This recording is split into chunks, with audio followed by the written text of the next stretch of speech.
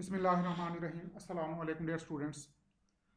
हमने डिस्कस किया था कि मेटल के एटम के दरमियान बॉन्ड ना आयनिक होता है ना कोवेलेंट होता है। ये एक स्पेशल टाइप का बॉन्ड है जिसको मेटालिक बॉन्ड का नाम दिया जाता है। Neither it is ionic nor covalent. और मेटालिक बॉन्ड की नेचर के बारे में डिफरेंट थ्योरीज प्रपोज की गई हैं, तो जो हम आज डिस्कस करेंगे। हमारा आज का टॉपिक है theories of metallic bonding.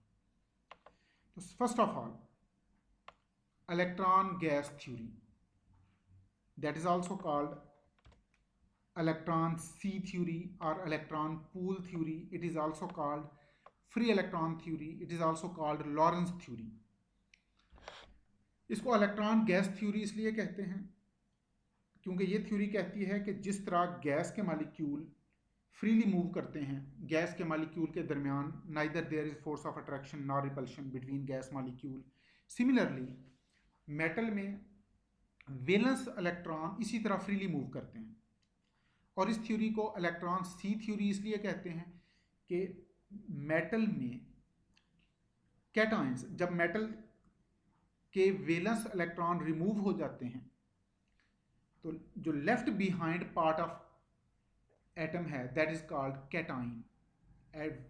Atom के मेटल के एटम का चूंकि साइज बड़ा होता है और मेटल में इलेक्ट्रॉन लूज करने की टेंडेंसी ज़्यादा होती है, तो जब मेटल से इलेक्ट्रॉन रिलीज हो जाते हैं, जब मेटल इलेक्ट्रॉन लूज कर देता है, तो जो मेटल के एटम का रिमेनिंग पार्ट है इसको कहते हैं कैटआइन। कैटआइन स्टेशनरी होते हैं, वैलेंस इलेक्ट्रॉन मोबाइल होते हैं। तो cations are dipped in the sea of electron, therefore this theory is called electron sea theory. और इसीलिए इसको इलेक्ट्रॉन पूल थ्योरी भी कहते हैं कि metal cations are dipped, metal cations are drowned in the pool of electron. और इस theory को फ्री इलेक्ट्रॉन थ्योरी भी कहते हैं क्योंकि ये थ्योरी कहती है कि मेटल में valence electron are free to move because they are not under control of nucleus. Metal के एटम का साइज बड़ा है, वैलेंस शेल के इलेक्ट्रॉन न्यूक्लियस से दूर होते हैं, इसलिए वैलेंस इलेक्ट्रॉन पर न्यूक्लियस की अट्रैक्शन ना होने के बराबर होती है। Therefore valence electron are free to move and they are called free electron. Therefore this theory is called free electron theory, and this theory is also called Lorentz theory because it was modified by Hendrik Antoine Lorentz. This theory was first of all put forward by Paul Carl Ludwig Drude. In short आप इसको Drude पढ़ सकते हैं। This theory was put forward by Drude and it was modified by Lorentz. Therefore this theory is called Lorentz theory. First of all, let us discuss postulates of Lorentz theory, or we can say postulates of free electron theory or postulates of electron gas theory. Electron gas theory कहती है कि metal के atom की first ionization energy बहुत कम होती है। Metal atoms have low value of, very low value of first ionization energy. और फर्स्ट आयोनाइजेशन एनर्जी की वैल्यू लो क्यों होती है? Because metal atoms are large in size, their valence electrons are at large distance from nucleus, therefore there is weak force of attraction between nucleus and valence electron, and valence electron can be easily removed from atom. Therefore metal atoms have low value of first ionization energy. Valence electrons of metal atom are loosely held with the nucleus. valence metal के valence electron nucleus के साथ loosely attached होते हैं, and valence electron of metal atom are not under control of any nucleus. They can move freely. Metal के valence electron किसी भी nucleus के control में नहीं होते। They are not under control of any nucleus, therefore they can move freely. That's why this theory is called free electron theory. अब metal atom के दो पार्ट होते हैं, वैलेंस इलेक्ट्रॉन एंड कर्नल। जो आउटर मोस्ट शेल है उसके electron को कहते हैं वैलेंस शेल। उन इलेक्ट्रॉन आउटर मोस्ट शेल को कहते हैं वैलेंस शेल, और आउटर मोस्ट शेल के इलेक्ट्रॉन्स को कहते हैं वैलेंस इलेक्ट्रॉन। ये वैलेंस इलेक्ट्रॉन जब एटम से रिमूव हो जाते हैं तो remaining part of atom is called kernel और cation. kernel is the part of atom that is left behind after removal of valence electron.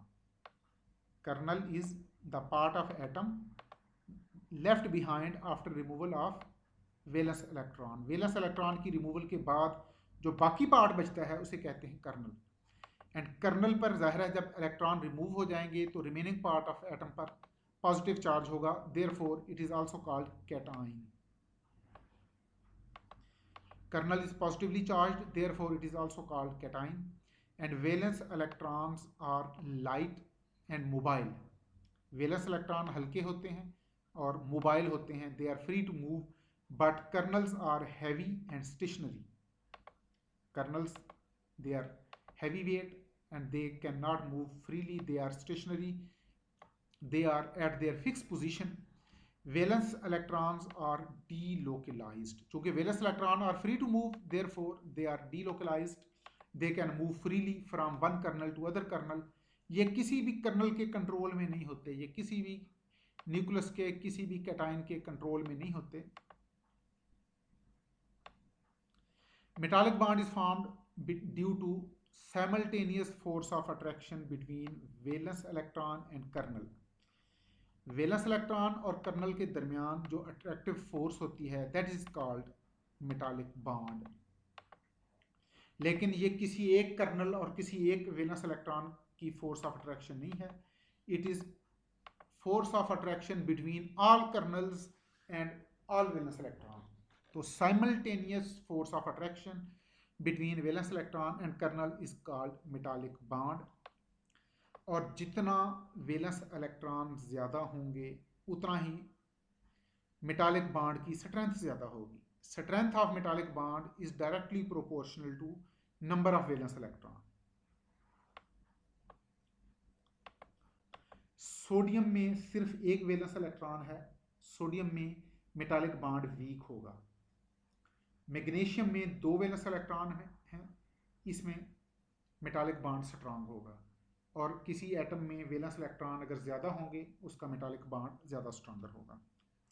अब देखते हैं कि इलेक्ट्रॉन गैस थ्योरी मेटल की प्रॉपर्टीज़ को किस तरह एक्सप्लेन करती है. The characteristics of metals according two electron gas theory. Metallic bond non directional bond है because metal crystal consist of closely packed kernels. ये देखिएगा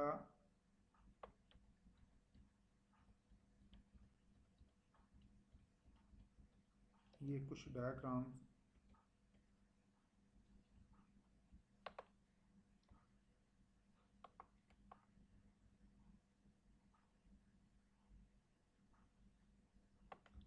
These diagram can explain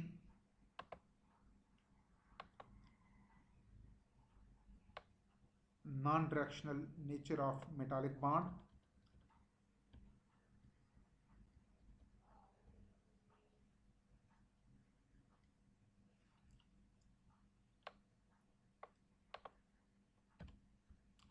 ये देखिए मेटालिक बॉन्ड नॉन डायरेक्शनल है.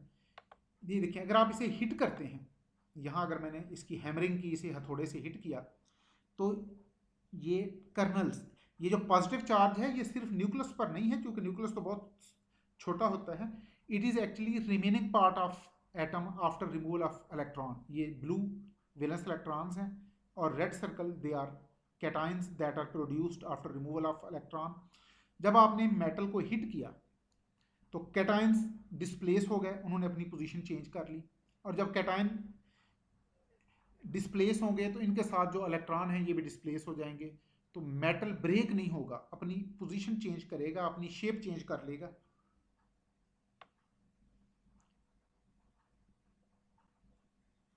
Metallic bond is non directional because metal crystal consist of closely packed kernels and pool of valence electron. Metal में kernels होते हैं and there are pool of valence electron in 3 dimension.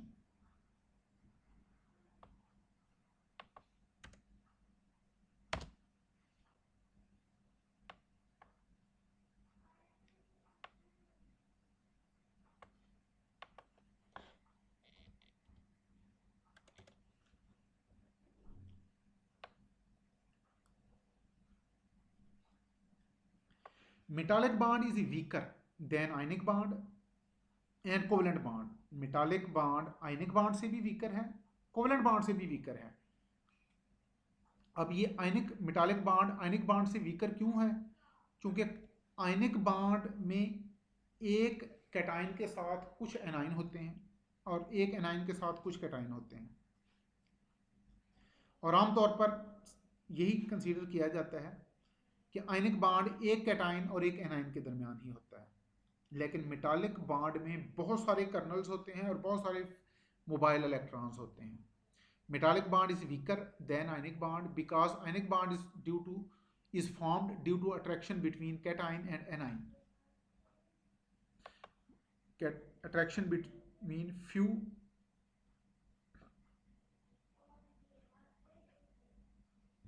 cations and few anions.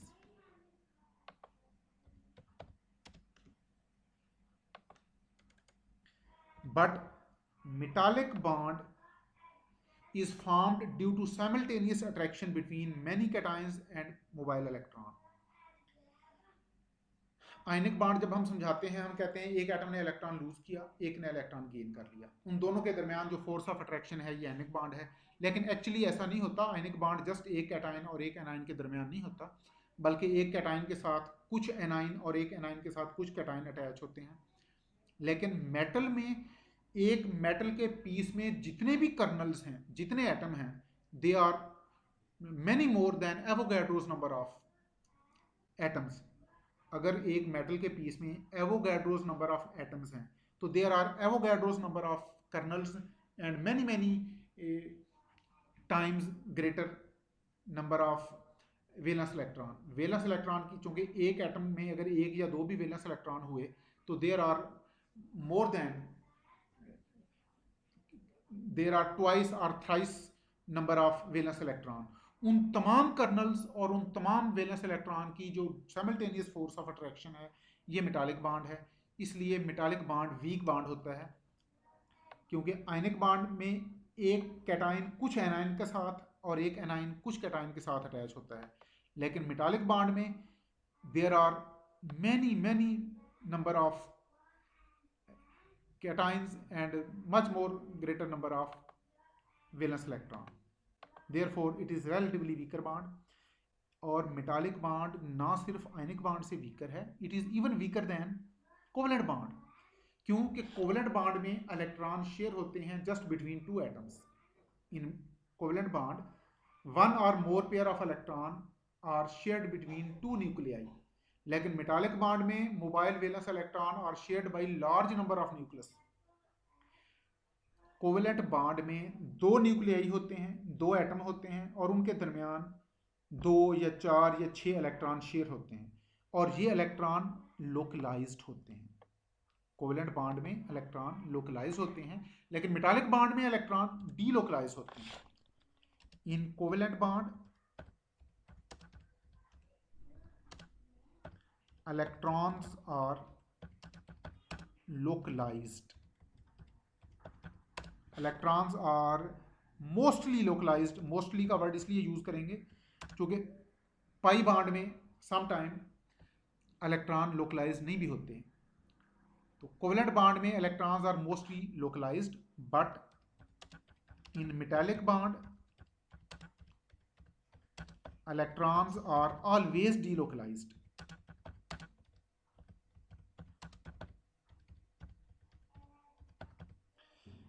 Covalent bond में तो electron सिर्फ उस सूरत में delocalised होंगे अगर उसमें कंजुगेशन है, लेकिन मेटालिक बॉन्ड में इलेक्ट्रॉन ऑलवेज डीलोकलाइज्ड होंगे। Therefore metallic bond is weaker than covalent bond. अब नेक्स्ट लेक्चर में हम इंशाल्लाह देखेंगे कि इलेक्ट्रॉन गैस थ्योरी मेटल की प्रॉपर्टीज को किस तरह एक्सप्लेन करती है। थैंक यू वेरी मच, अपना ख्याल रखिएगा। अल्लाह हाफिज़।